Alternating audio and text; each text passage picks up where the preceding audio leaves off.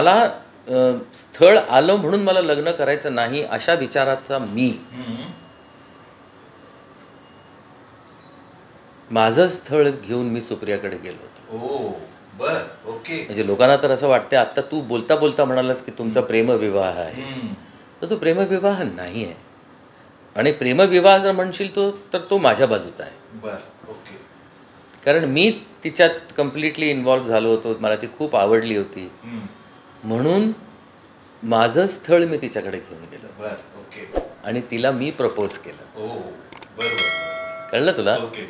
आणि ज्याच्यावर तिने विचार करून हो म्हटलं, आणि जेव्हा तिने हो म्हटलं तेव्हा आमचं प्रेम सुरू झालं. बरोबर. आणि नंतर आमचा विवाह झाला. बरोबर. त्यामुळे हे स्थळ जे आहे ते माझ्याकरता त्यामुळे खूप जास्त महत्त्वाचं आहे.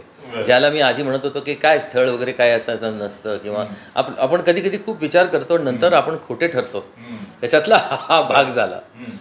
तर ते स्थळ माझ्याकरता खूप महत्त्वाचं आहे, कारण ते स्थळ मी घेऊन गेलो सुप्रियाकडे, म्हणूनच ती हो म्हणाली आणि म्हणूनच आमचं लग्न झालं.